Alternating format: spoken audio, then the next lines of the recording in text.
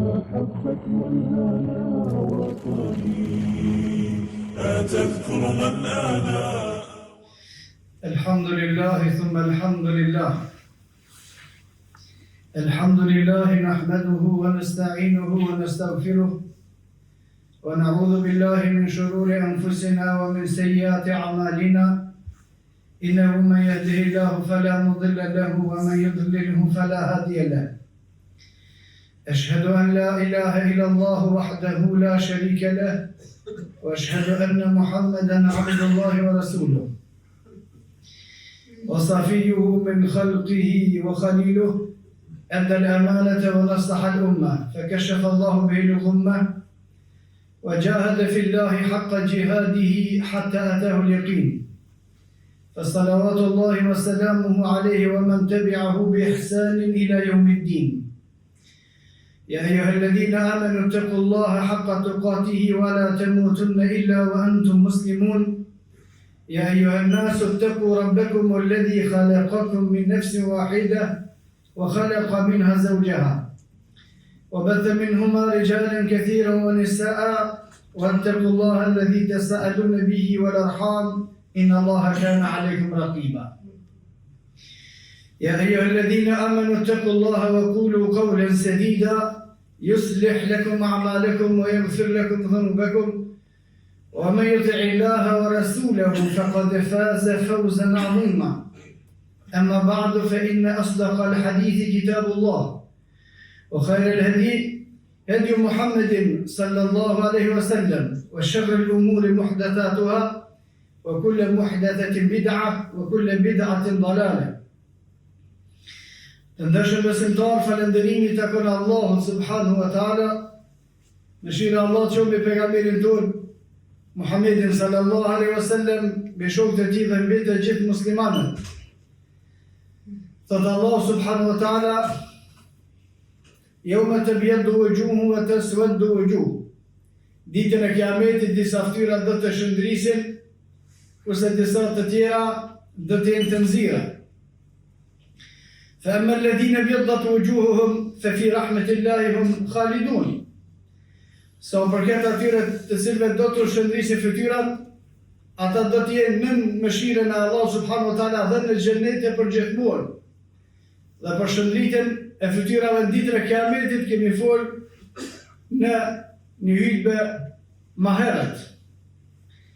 فأما الذين اسودت وجوههم. Kurse sa përket atyre të cilëve do të nxihen fytyrat ditën e Kiametit, a kafartum ba'da imanikum. Thot Allah subhanahu wa taala: a jeni bë qafira pasi që keni besu? Fadhuqu al-'adhabe bima kuntum taksibun. Tash merrni, shijoni dënimin e xhenemit si rezultati i asaj që vetë e keni punu. Secili njeri është përgjegjës për veprat e tij. Në hadithin e saktë pejgamberi sallallahu alaihi wasallam ka thënë: kushdo që gjen mirë në dynjë dhe në ahiret, ne ta falënderon Allahun subhanahu wa taala. Kushdo që gjen keq, mos ta fajson kërkon përveç vetes vet. Wa ma asaba min musibatin illa bima kasabat aydikum. Nuk na ndodh asnjë e keqe veç se e kemi bo vetë, me durët e tona. Dhe në ditën e Kiametit, ai që gjon errësirë, s'ka me e mallku kërkon përveç vetes vetë. Nga sa atyre të cilëve do të shndritin fytyrat, janë ata të cilët kanë pas besim, edhe namazi bën dritë, edhe abdesi bën dritë, edhe sadakaja bën dritë, edhe punë të mira të tjera të gjitha i bën dritë, dhe esë ditën e Kiametit. Ora dhe vësira i ka shkaqet e veta. فأما الذين اسودت وجوههم. Atyre të cilëve do të nxihen fytyrat. Shkaku kryesor i nxirjes fytyrave në ditën e Kiametit është shirku me Allah subhanahu wa taala dhe mohimi i tij. Thot Allah subhanahu wa taala në Kur'an: "Alladhina amanu wa lam yalbisu imanahum bi dhulmin, ulaika lahumul amnu wa ulaika humul muhtadun." ata të cilët kanë besuar, shpëtojnë, por që besimin e tyre nuk e kanë përzi me shirk. O lem jelbisu imanehum bi dhulmin, nuk e kanë pështjellë, nuk e kanë përzi fen me kufër. Ase ka njerëz të cilët mendojnë se një ditë me adhuru Allah e një ditë me adhuru iblisin hinë xhennet. Dhe kjo është gabim. Në xhennetin e Allah subhanahu wa taala nuk hyhet duke adhuru të tjerët përveç Allah subhanahu wa taala. Kush don me hyrë në xhenet, kush e adhuron iblisin, ne të shkojmë te xheneti i iblisit, jo te Allahu. Kush e adhuron ligjet e njerëzve, të shkojmë te xhenetet e njerëzve, jo te Allahu. Kush e pason në halal dhe në haram dikën tjetër përveç asaj që ka thënë Allahu dhe pejgamberi sallallahu alaihi wasallam, ne të kërkojmë me shku te xhenetet e tyre se ti ata ki pasu. Që shka mundësi me krye punën për dikën tjetër, a shpërblimin me a lyp dikë tjetër. Me krye punë për dikën tjetër, shpërblimin me thonë ma e dikush tjetër. Ko me ka adhuru ty filoni, ku për dhe në xhenet të Allahu. Nuk bërë shtu. Alladhina amanu wa lam yalbisu imanahum bi dhulmin ulaika lahumul amn. Shpëtojnë ata cilët kanë besu dhe nuk kanë bë zullum. Në këtë ajet zullum, pejgamberi sallallahu alaihi wasallam e ka komentuar si shirk. Nëse zullumi mundet me qenë gjuna, por mundet me qenë edhe me të nxjerrë prej feje. Kur ka zbrit kjo ajet, sahabët janë mërzit. Dhe kanë thonë, cili prej neve nuk ka gjunohe, zullum, padrejtësi. Atëre, pejgamberi sallallahu alaihi wasallam ka thonë, nuk është çështja e padrejtësive gjunoheve, por është çështja e padrejtësisë së shirkut. Në hadithin kudsi, pejgamberi sallallahu alaihi wasallam tregon se Allahu subhanahu wa taala ka thonë, inna Allaha harrama dhulma ala nafsihi. Allahu subhanahu wa taala ka ndaluar padrejtësinë vetes vet. Edhe ju mos i bani padrejtësi kërkuj. E dhulm, padrejtësia, thot pejgamberi sallallahu alaihi wasallam, dhulumat ka më konë ersir jo me l'kjame, në ditën e kiametit. Pra një prej shkaqeve që nxjihen fytyrat e njerëzve në ditën e kiametit është padrejtësia. Qoftë ajo padrejtësi, zullum, që është padrejtësi që nuk e nxjerr prej feje, qoftë që është padrejtësi që e nxjerr prej feje që e mrin kategorinë e shirkut dhe të kufrit. Kushdo që bën padrejtësi duhet me ditë se në ditën e kiametit ka me gjetë ersir. E dhulmu, padrejtësia, dhulumat, ka me qenë ersir në ditën e kiametit. Me që Allah subhanahu wa taala padrejtësinë e ka ndaluar vetes vet. Ajo është Allah si bën padrejtësi kërkuj, ne duke qenë krijesa shumë dopta mundu me bën zullum secilit. Wala hawla wala quwwata illa billah. Dhe padrejtësia fillon prej vetes vet, personi që i bën vetes zullum, pastaj zullum bën më shumë në shtëpinë e vet. Pastaj ata që kanë përgjegjësi bojnë zullum të ata mbi të cilët kanë përgjegjësi. Thot pejgamberi sallallahu alaihi wasallam në hadithin e saktë, kullukum ra'in wa kullukum mas'ulun an ra'iyatihi. Gjithë secili që ka përgjegjësi, ke me dhënë llogari te Allahu subhanahu wa taala për përgjegjësinë që e ke pas. A ke bos zullum, padrejtësi në përgjegjësinë që e ke pas. Kush ka qenë kryefamiljar, ka me dhënë përgjegjësi për familjen e vet. Kush ka pas biznes, ka me dhënë përgjegjësi për punëtorët e vet. Kush ka dhënë shkolla, spitale, komuna, vende, shtete, ka me dhënë përgjegjësi për të gjithë ata që i ka pas nën përgjegjësinë e tij. Dhe kuna i ka pas zullum, ka me marr ersir në ditën e kiametit. Kushdo që ka bën padrejtësi, ersir në ditën e kiametit. Padrejtësia fillon prej vetes. Në një, kushdo që nuk i zbaton urdhat e Allahut dhe urdhat e pejgamberit sallallahu alaihi wasallam, i ka bën padrejtësi vetes vet se ka me çu veten në xhenem. Pse me çon veten në xhenem për çfarë?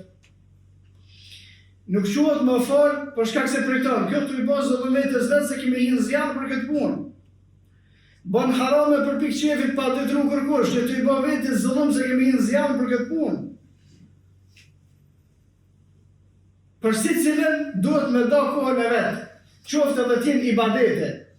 Në kohën e pejgamberit sallallahu alaihi wasallam, një prej grave të sahabëve ka shkuar ngu te pejgamberi sallallahu alaihi wasallam. O dërguari i Allahut, burri jam, është musliman i mirë. Nuk ka vrejtje në imanin e tij. As nuk ka vrejtje në moralin e tij. Por natën falet gjithë natën, ditën agjeron për ditë. Shikoni, ankesa e gruas së sahabijut në radhitjen e saj është ankesë shumë e drejtë. Ka ankesa njeriu, por e fol të vërtetën. Ai është njeri shumë i mirë, ka imanin shumë të mirë, e ka moralin edukatën shumë në rregull, do të thonë sjell të fol, këtë gjitha e ka në rregull, por ankesa është që po falet gjithë natën edhe po agjeron çdo ditë. Pejgamberi sallallahu alaihi wasallam e ka thirrë sahabiun, edhe ka udhëzuar mos më agjerue çdo ditë. As mos më fal gjithë natën. Për shkak se kjo është lloj padrejësie. Për vete më agjeru me fal namaz gjithë natën, jetë pa bëj gjumë. Për vete më agjeru çdo ditë, e dëmton shëndetin tonë. Ai që agjeron çdo ditë të falë çdo natë, kur më shku me gruan e vet? Kur më pas kohë për fëmijët e vet? Kur më pas kohë për atë? Dhe pejgamberi sallallahu alaihi wasallam i ka thënë sahabiut, ti ke detyrime për trupin tonë, ke detyrime për gruan tonë, ke detyrime për fëmijët e tu, ke obligime për përgjegjësitë që i ke. Do thonë, nëse edhe në ibadete lihen obligimet, nuk ka arsye tim. Duke bo namazë vullnetare, duke bo agjerime vullnetare, i lën obligimet dhe i bën njerëzve padrejsi, zullumi në hak, nuk është arsye tim, nali ibadetet cilat i ki vullnetare, i ka drejtën atij që i takon. Padrejësia pastaj në familje, në ndarjen e pasurisë, në trajtimin e djemve dhe vërzave, në trajtimin e grave, prindve, vllaznive, të gjithë secilin sipas asaj që ka përcaktuar Allahu dhe pejgamberi sallallahu alaihi wasallam. Dhe kushdo që fa ndryshe bën zullum. Kushdo që i trajton njerëzit ndryshe asaj që ka thënë Allahu dhe pejgamberi sallallahu alaihi wasallam, ka bën padrejësi, dhe padrejësia ti ka më bë errësirë në ditën e Kiametit. Pastaj kushdo që ka përgjegjësi, ka më dhënë llogari te Allahu subhanahu wa taala për përgjegjësinë që ka pas. Punëtorët kanë më pyet te Allahu subhanahu wa taala, kanë punuar drejt në punën e pronarit tyre. Pronari ka më pyet te Allahu subhanahu wa taala, ajo ka dhënë hakun atyre të cilët kanë punuar për te.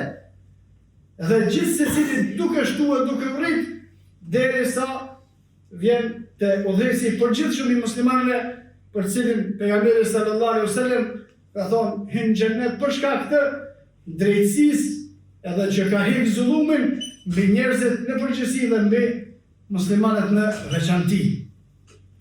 Adhulmu, padrejësia, është errësirë në ditën e Kiametit.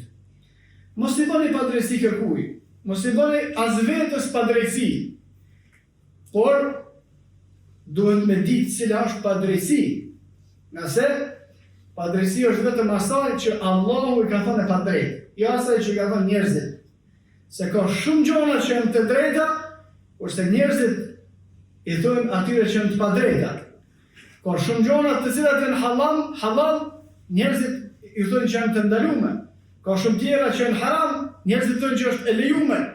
Masa përcaktuese, ajo që vendos se çka është e drejtë dhe çka nuk është e drejtë, është fjala e Allahut në Kur'an dhe fjala e pejgamberit sallallahu alaihi wasallam në hadith.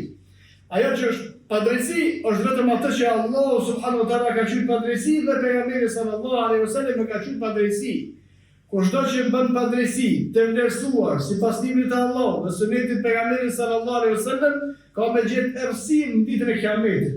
Dhe kushdo që mundohet me quhen në vend hakun e gjithë secilit që Allahu ja ka dhënë, se jo që ne kemi mundësi me i dhënë të drejtë dikujt ose mos me i dhënë të drejtë, për shkak se kjo është e veçantë te Allahu subhanahu wa taala. Kushdo që mundohet që të drejtën e Allahu subhanahu wa taala me quhen vend, ka me marrë shpërblimin e vet, edhe shpërblimin e atyre të cilët u ka bërë mirë, edhe vazhdimin e asaj pune deri në ditën e Kiametit. Ne lutim Allahu subhanahu wa taala që na mundsoj pendim për atë që kemi bërë padrejësi për vetë e për të tjerët, e të na përmirësojë në të ardhmen. Aqulu qawli hadha wastaghfirullaha li wa lakum fastaghfiruhu li kulli dhanbin innahu huwal ghafurur rahim.